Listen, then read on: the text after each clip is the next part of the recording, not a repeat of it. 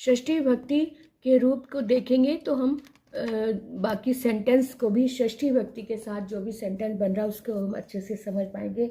यहाँ एक कॉलम बना हुआ है, यहाँ लिखा हुआ है षष्ठी विभक्त्यानि रूपाणि, है ना। षष्ठी विभक्ति के जो रूप हैं उनको हम कैसे समझें, एक वचन, द्विवचन, बहुवचन, और ये शब्द है और ये लिंग है। तो लिंग के अनुसार ही हम इसके रूप को समझ सकते हैं। अगर अकारांत पुल्लिंग है तो उसमें पुल्लिंग में स्य लग जाता है, और अकारांत, और यहाँ बड़ा आ है, आकारांत स्त्रीलिंग है तो उसके अंत में आयाह लग जाता है। तो इस बात का ध्यान रखते हुए हम इसे षष्ठी विभक्ति में बदलेंगे। तो आप भी हमारे साथ साथ अभ्यास करें।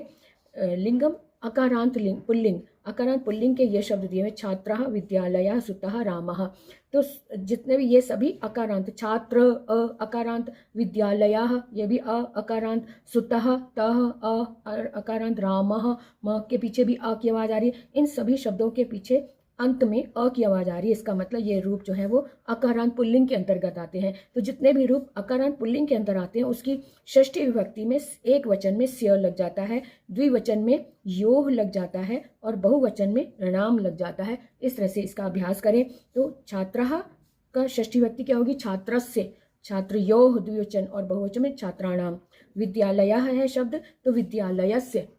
आगे देखिए, फिर से देखिए, छात्रस्य, छात्रयोः, छात्राणाम। विद्यालय है तो विद्यालयस्य, विद्यालयोः, विद्यालयानाम। और सुतः है तो सुतस्य, सुतयोः, सुतानाम। रामः है तो रामस्य, रामयोः, रामाणाम। सीता, अब यहाँ पे आकारांत स्त्रीलिंग शुरू हो गया।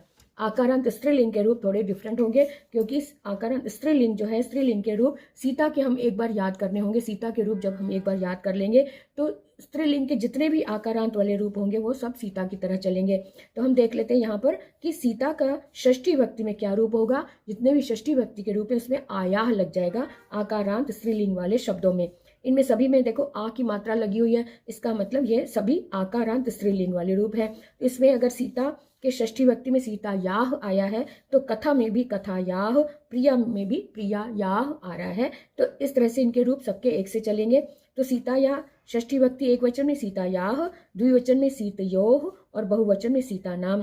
कथा एक वचन में कथा याह, द्विवचन में कथयोः, और बहुवचन में कथा नाम। प्रिया का षष्ठी विभक्ति एक वचन में प्रिया याह, द्विवचन में प्रियोः, और प्रियाणाम। इस तरह से ये जो णाम बनता है ना, णा और ना, आप कहेंगे यहाँ पे ना आया, यहाँ णा आया, तो जिस शब्द के अंदर र का प्रयोग हो रहा है ना, र, तो र के साथ ण आता है। अगर इसमें र है या ल है या अ है जिस शब्द में, उसमें ण की आवाज आती है, ण वाला ण लगता है और बाकियों में न लगता है। इस बात का आप ध्यान रख लें। एक बार आप याद कर लेंगे तो आप हमेशा इस बात का ध्यान रख पाएंगे। ठीक है, तो ये तो हो गया, हमें देखा कि पुल्लिंग और स्त्रीलिंग के षष्ठी विभक्ति के रूप कैसे होते हैं। अब थोड़े से और भी देख लेते हैं कि आगे आकारांत पुल्लिंग, आकारांत स्त्रीलिंग के रूप और क्या क्या होगा। अब यहाँ पर ईकारांत, वहां पर था आकारांत स्त्रीलिंग, यहाँ ईकारांत स्त्रीलिंग वाले रूप देखें कि कैसे आ रहे हैं। यहाँ नदी ईकारांत बड़ी ई है और देवी में भी ईकारांत बड़ी ई है, तो बड़ी ई वाला स्त्रीलिंग के रूप कैसे चलेंगे। नदी के रूप चल रहे हैं षष्ठी विभक्ति में, नद्याः, नद्योः, नदीनाम, है ना। और देवी में भी इसकी तरह चलेगा, देवी की, नदी की जैसे। अगर नदी में नद्याः आया है तो देवी में भी देव्याः, देव्योः, और देवी नाम। इस तरह से षष्ठी विभक्ति एक वचन, द्विवचन और बहुवचन के रूप चल रहे हैं। नदी का फिर से देख लो, नदी का षष्ठी विभक्ति एक वचन में नद्याः, द्विवचन में नद्योः, बहुवचन में नदी नाम। देवी शब्द का एक वचन में षष्ठी विभक्ति एक वचन में देव्याः, द्विवचन में देव्योः, और बहुवचन में देवी नाम। इस तरह से रूप चल रहे हैं। अब हम आगे अकारांत नपुंसक लिंग के रूप देखें। हमें पिछले पेज में स्त्रीलिंग और पुल्लिंग दोनों देखे थे, अकारांत स्त्रीलिंग और आकारांत स्त्रीलिंग और आकारांत पुल्लिंग देखा था। अब यहाँ पे अकारांत नपुंसक लिंग। तो यहाँ पर एक चीज समझ लो कि नपुंसक लिंग के जो रूप होते हैं ना, वो सिर्फ प्रथमा द्वितीया का अलग होते हैं। तृतीय विभक्ति से ये सारे रूप जो है वो राम की तरह ही चलेंगे, क्योंकि राम भी अकारांत पुल्लिंग है। तो यहाँ पर भी तृतीय विभक्ति से पुल्लिंग की तरह राम शब्द के तरह ये वाले रूप भी चलेंगे। तो देखिए कैसे, ये षष्ठी विभक्ति है क्योंकि, तो इसके रूप भी राम की जैसे ही चल रहे हैं, क्योंकि राम में भी रामस्य आया था, यहाँ पर भी रामस्य, यहाँ पर भी पुस्तकस्य। पुस्तकम, उद्यानम, फलम, भोजनम, ये चार शब्द नपुंसक लिंग के लिए हुए हैं। लेकिन षष्ठी विभक्ति एक वचन, द्विवचन, बहुवचन के रूप राम की तरह चलेंगे, क्योंकि राम शब्द के रूप पुल्लिंग अकारांत है और नपुंसक लिंग में भी तृतीय विभक्ति से अकारांत नपुंसक लिंग के रूप भी तृतीय विभक्ति के बाद से पुल्लिंग की जैसे चलते हैं। इसलिए पुस्तकम है तो पुस्तकस्य पुस्तकयोः पुस्तकानाम, उद्यानम है तो उद्यानस्य उद्यानयोः उद्यानाम, फलम है तो फलस्य फलयोः फलानाम, भोजनम है तो भोजनस्य भोजनयोः भोजनानाम, है ना। तो ये इस तरह से हमने देखा कि नपुंसक लिंग के रूप भी पुल्लिंग की तरह चलते हैं। कहाँ से? तृतीय विभक्ति से। अब हम आगे देखें कि आगे ये सर्वनाम पदानी दिया हुआ है। सर्वनाम पदानी का मतलब है सर्वनाम वाले शब्दों के रूप कैसे चलते हैं।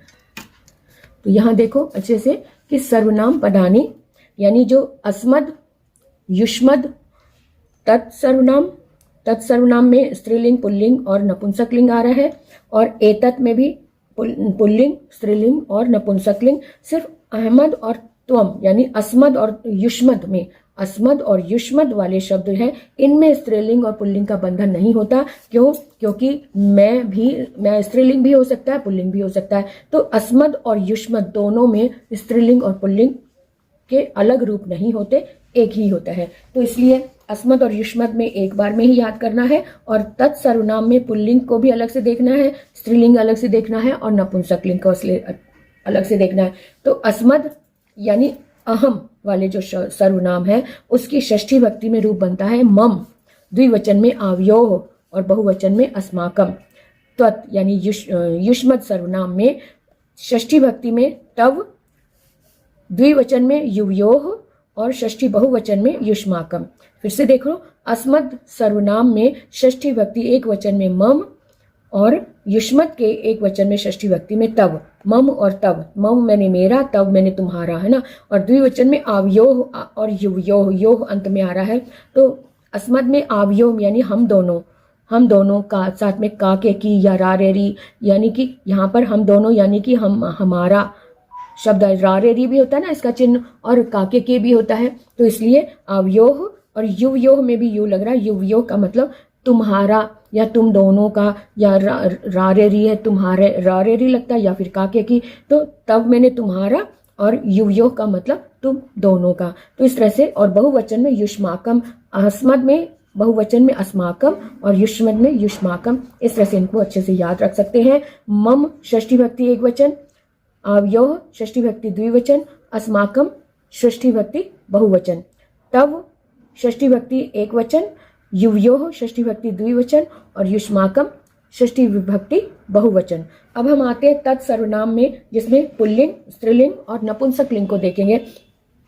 तत् पुल्लिंग में तस्य, तयोः, तेषाम, और इसको आप राम के शब्द के रूप के साथ मिला सकते हैं कि जैसे रामस्य आता है ना, राम में रामस्य, ऐसे यहाँ पे तस्य, रामयोः तो तयोः, रामाणाम तेषाम। तत् स्त्रीलिंग में तस्याः, जैसे सीतायाः आया था, ऐसी तस्याः, तयोः, तासाम, है ना। तो सीतायाः में क्या था? सीतायाः, सीतयोः, सीतानाम। अब यहाँ पर स्त्रीलिंग है तो सीता, तस्याः, तयोः, तासाम। एक बार आप लिख कर इनको याद कर लोगे तो आप हमेशा के लिए इसको याद कर पाएंगे, याद रख पाएंगे। तो तत् नपुंसक लिंग में तस्य, क्योंकि आपको बताया था ना कि नपुंसक लिंग के रूप पुल्लिंग के जैसे ही चलते हैं। कब? तृतीय विभक्ति से। सिर्फ प्रथमा द्वितीय विभक्ति इनकी डिफरेंट होती है, लेकिन तृतीय विभक्ति से ये पुल्लिंग जैसे रूप चलते हैं। तो पुल्लिंग यहाँ पर तस्य आया, तो यहाँ नपुंसक लिंग में भी तस्य आया है। तस्य तयोः तेषाम, तस्य तयोः तेषाम। इस बात का ध्यान रखो। इस तरह से इनको दोनों को याद कर सकते हैं। याद हमने ध्यान से स्त्रीलिंग और पुल्लिंग का देखना है ध्यान से, क्योंकि नपुंसक लिंग तो अगर पुल्लिंग याद हो गया तो नपुंसक लिंग अपने आप याद हो गया, है ना। अब यहाँ पे एतत् को लेते हैं। एतत् में भी पुल्लिंग, स्त्रीलिंग और नपुंसक लिंग के रूप आ रहे हैं। एतत् में एतस्य, एतयोः, एतेषाम, है ना। बिल्कुल इसी तरह से जैसे तस्य के रूप लिखे थे, तत् के लिखे थे। तो एत में भी स्य लग रहा है पुल्लिंग में, एतस्य, एतयोः, एतेषाम। अब एतत् स्त्रीलिंग में एतस्याः, एतयोः और एतेषाम, है ना। इस तरह से आ रहा है एतस्याः, एतयोः, एतासाम। और नपुंसक लिंग में भी ये पुल्लिंग वाला ही रूप इधर से आ रहा है वापस, एतस्य, एतस्य, एतयोः, एतयोः, एतेषाम, एतेषाम। इस बात की समझ आ गई ना। तो नपुंसक लिंग को याद करना आसान है, क्योंकि अगर हमने पुल्लिंग याद कर लिया तो नपुंसक लिंग भी अपने आप याद हो गया। तो इस तरह से यहाँ पर षष्ठी विभक्ति का प्रयोग करना सिखाया है, ताकि हम षष्ठी विभक्ति के सभी वाक्यों को अच्छे से कर पाए। अब यहाँ पर भी षष्ठी विभक्ति है, लेकिन यहाँ पर षष्ठी विभक्ति के कॉलम को षष्ठी विभक्ति लगाकर